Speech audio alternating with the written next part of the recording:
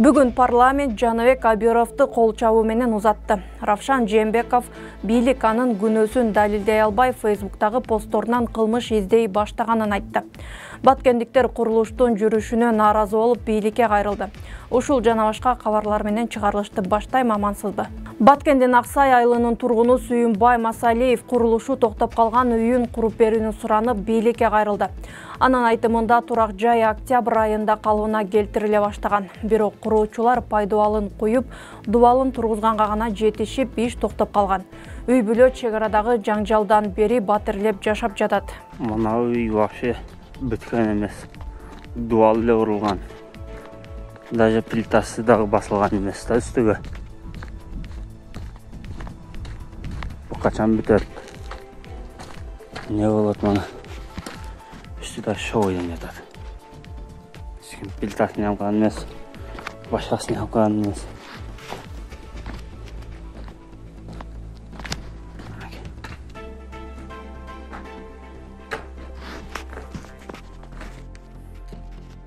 Баткенде квартирада жашап жатабыз. Эгин-тигин кылыш керек.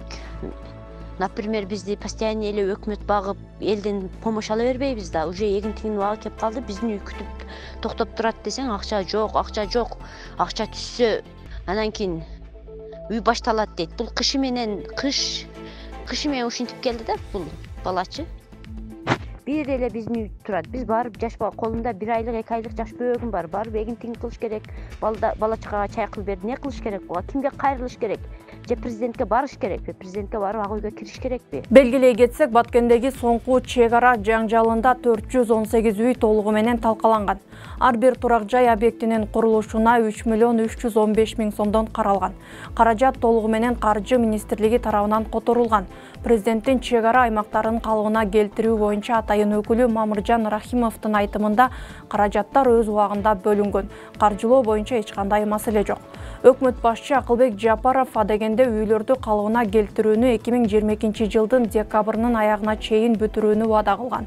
Бирок белгиленген мөөнөттү аткара албай, марттын аягына жылдырышкан. Учурда жабыр тарткан баткендиктердин айрымдары убактылуу алачыктарда жана ижарага алынган батирлерде жашап жатат. Ал арада өкмөт Кыргыз-Тажик чек арасындагы куралдуу кагылышта жабыркаган субъекттерди салыктан бошото турган болду. Бул тууралуу мамлекеттик салык кызматынын төрагасынын орун басары Нурлан Умтулов бүгүн маалымат жыйында билдирди. Атайын комиссиялар түзүлөт. Ошо жанагы тизмеге кирген ошо жабыр тарткандардын тизмеси бар. Ошо негизинде алардан келип заявлениясы менен келишет. Анан ошо жанагы бүт маалыматтар бизде бар да уже. Жанагы канча карызы бар, анткени бул учету бизде жүрүп турат да. Биз билебиз канча карызы бар. Ошонун негизинде кандай далилдейт, биринчи кандай карызы качан пайда болду. Ошонун негизинде анан ошондой чечим чыгарып туруп кечирүү процесси башталат да. Ушунда тизмеде канча адам турат, канча карызы бар кеңесте маалымат барбы? Андан иштелет ошол боюнча. Пока кызмалат. Жок, алда тизме бар, бирок ал тиги гос администрацияда да, тиги Баткен областынын жанагы тизмелер жана былтыр комиссия иштеп чыккан да, тизмесин чыгарышкан. Кошумчалай кетсек, президент Садыр Жапаров 4 апрелде Кыргызстандын айрым мыйзам актыларына салык салуу чөйрөсүндөгү өзгөртүүлөрдү киргизүү жөнүндө мыйзамга кол койду.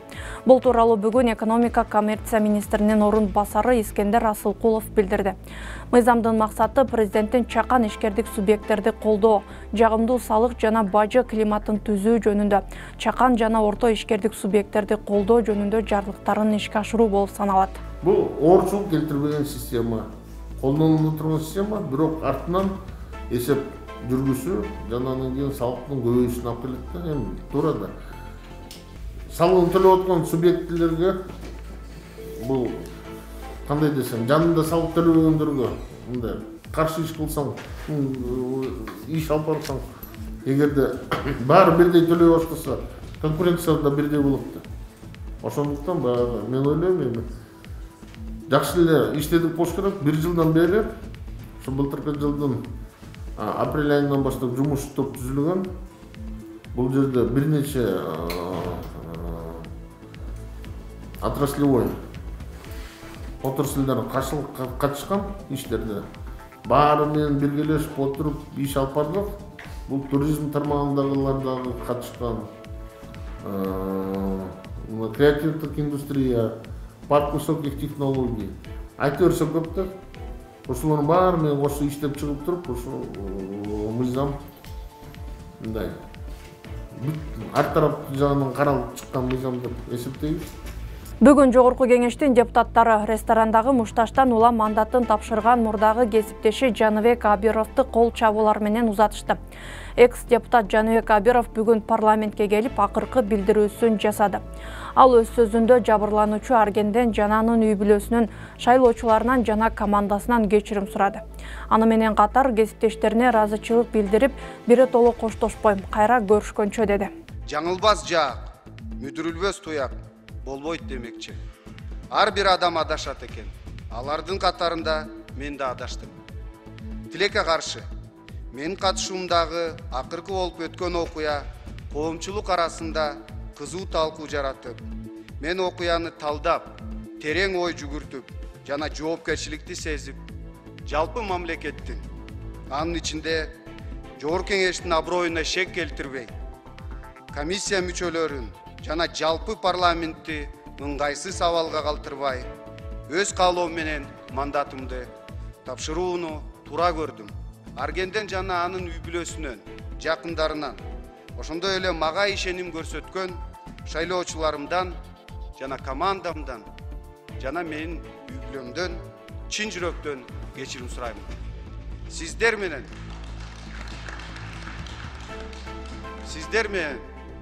биротоло коштошпоймун, жолугушканга чейин гана демекчимин. Кудай буйруса келечекте мамлекетибиздин өсүп өнүгүүсүнө чогуу салым кошобуз деген үмүттөмүн. Кайрылуудан кийин төраган Нурланбек Шакиев Жаныбек Абировдун келечеги алдыда экенин айтып, ийгилик каалады. Рахмат Жаныбек мырза, биз дагы сиздин кийинки иштериңизге ийгилик каалайбыз, ден соолук каалайбыз. Сиз биздин парламентте эң активдүү, мыкты депутаттардын бири болдуңуз. Өзүңүз айтмакчы, жигиттик кылып, мырзалык кылып, башкаларга үлгү көрсөтүп атасыз. Бар болуңуз, дайым кыргыз элине ак кызмат кылып жүрө бериңиз. Келечегиңиз алдыда. Бар болуңуз. Ал эми Жаныбек Абиров башкаларга үлгү көрсөткөнүн депутат Элмурза Сатыбалдиев айтып, кесиптешине ийгилик каалады.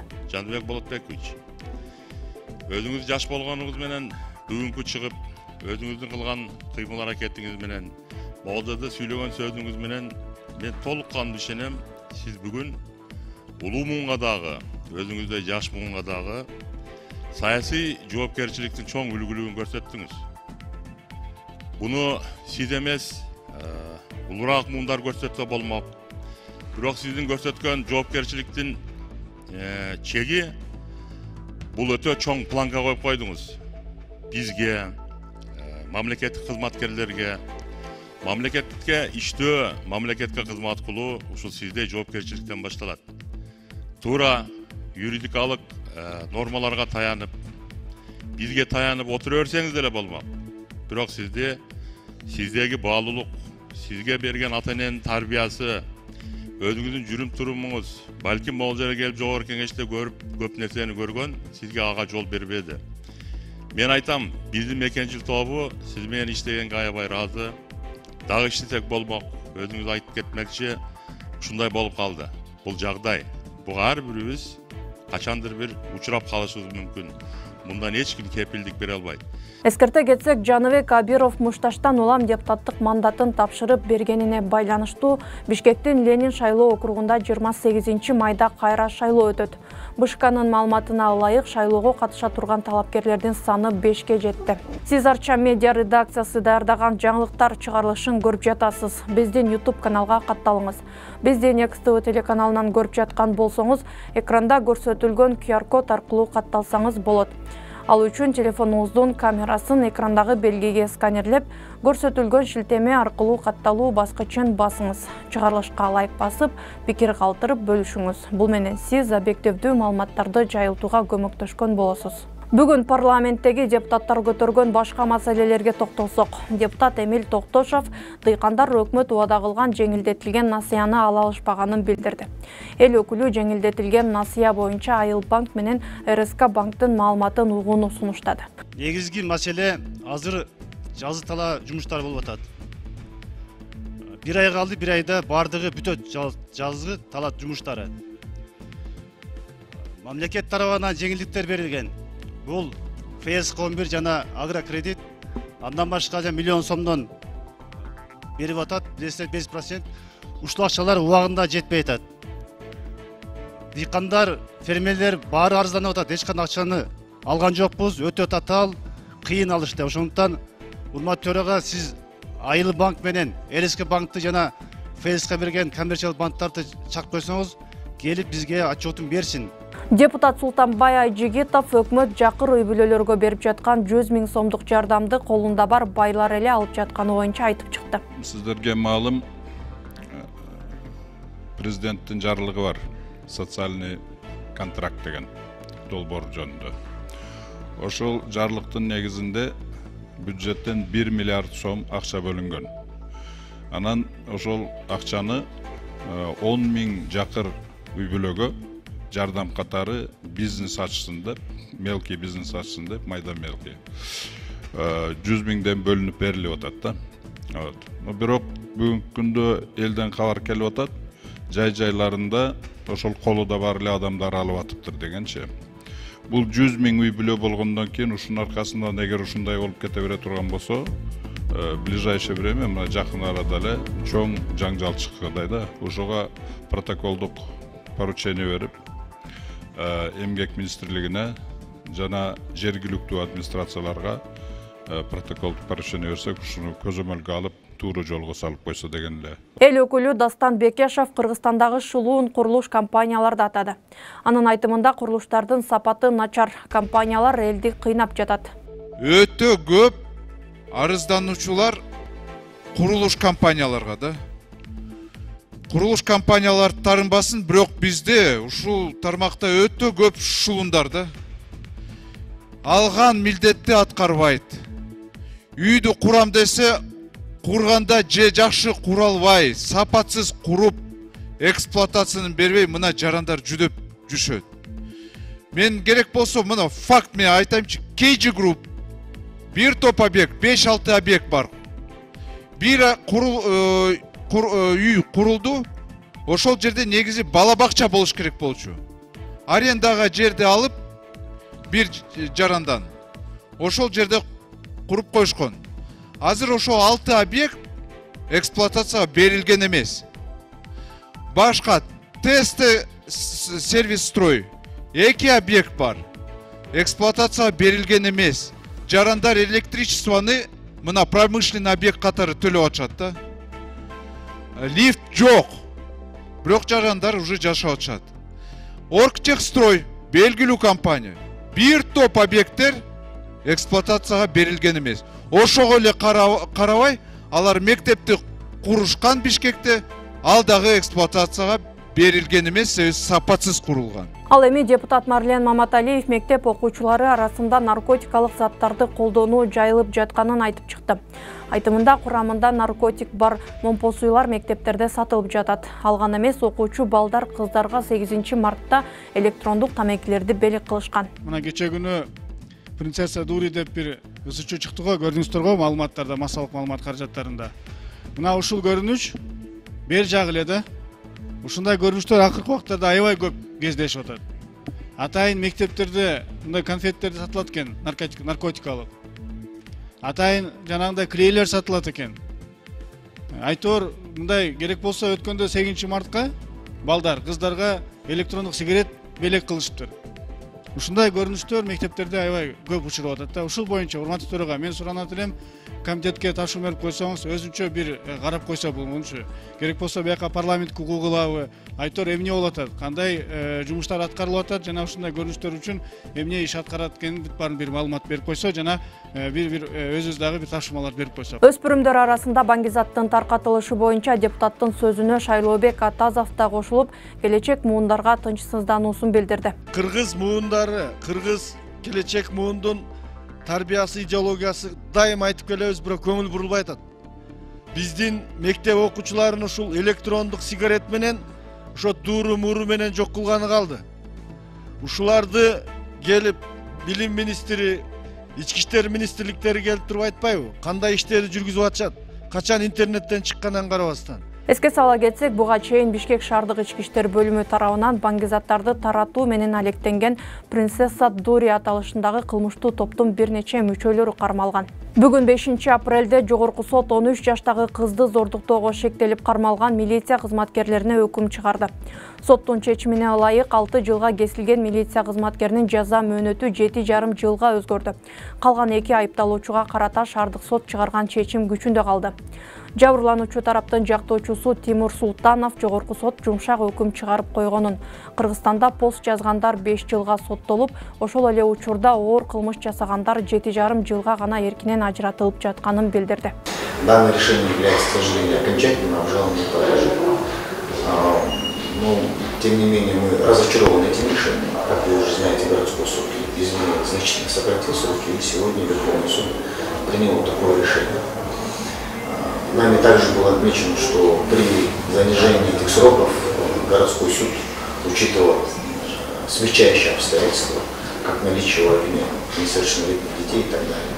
То есть мы в этом случае в Верховном суде говорили о том, что смягчающие обстоятельства не должны были быть приняты во внимание, ввиду того, что они обвиняются в совершении особо тяжкого преступления, и необходимо учитывать характер, степень, тяжесть совершенного преступления, а также последствия того, что произошло, того, что они сделали. На сегодняшний день потерпевшая, она находится в очень подавленном психологическом состоянии, она нуждается в психологической помощи, нуждается опять в адаптации и ресоциализации общества. На сегодняшний день Мындан туура 1 жыл мурун 13 жаштагы кызды зордуктоого шектүүлөр кармалган. Кылмышка милициянын 2 кызматкери жана Дордой базарынын кароолчусу айыпталууда. Райондук сот 2 милиция кызматкерин 15, ал эми базар кызматкерин 10 жылга эркинен ажыраткан. Кийин Бишкек шаардык соту айыпталуучулардын жазасын жеңилдетип, жаза өтөө мөөнөтүн 6 жана 9 жылга кыскарткан. Кыздын жакындары мындай чечимге нааразы болуп келет. 22 мартта жогорку соттун имаратынын алдында милиция кызматкерлери тарабынан зордукталган 13 жаштагы кызды колдоо акциясы өткөн. Абактагы оппозициялык саясатчы Равшан Жээнбеков Кемпирабад иши боюнча буга чейин коюлган айыптын бирин дагы тергөө аныктай албаганын билдирди. Анын айтымында бийлик эми саясатчыны Ташиевди сындаган постору үчүн айыптап, массалык башаламандык уюштурууга күнөөлөп жатат. Садыр Жапаровга кимдир бирөө атайлап жалган маалымат берген. Ал адам катуу жаңылган. Тергөө эч кимден зомбулукту, атуучу куралдарды, жарылуучу заттарды, миллиондорду, керек болсо портерлерди да таба алган жок. Менин Каса Италия ресторанындагы сөздөрүмдө дагы мыйзам бузуу таба албай, УКМКны жана анын жетекчиси Камчыбек Ташиевди сындаган интернеттеги посторумдан кылмыш табышты. Садыр Жапаровдун ар намысына, кадыр баркына шек келтирген, бийликти кулатууга чакырык жасаган, массалык башаламандыкка чакырган деген экспертизанын жыйынтыгы менен кече 4 апрелде тааныштырышты. Бийлик 1 октябрь айында койгон күнөөлөрүн далилдей албай, эми Facebook'тагы посторума өтүштү. Эскерте кетсек, Кемпирабад иши боюнча бийликке каршы чыккан бир нече саясатчы активисттер жарым жылдан бери абакта отурат. Тергөө алардын күнөөсүн далилдей албаганын бир нечеси билдирди. Дүйнө кабарларына келсек, Нью-Йорк соту АКШнын мурдагы президенти Дональд Трампты камакка алганын РИА Новости жазды. Маалыматка караганда саясатчыга 34 берене боюнча айып тагылган. Трамп бардык беренелер боюнча күнөөсүн мойнуна алган жок. Дональд Трамп кылмышка айыпталган АКШнын биринчи президенти. Ал порно жылдыз Сторми Дэниелске $130 000 берип, шайлоо өнөктүгүнүн каржысын бузган деп шектелүүдө. Бүгүнкү күндүн кыскача кабарлары ушулар болду. Бизди соц тармактардан окуп туруңуз. Кайрадан амандашканча саламатта калыңыз.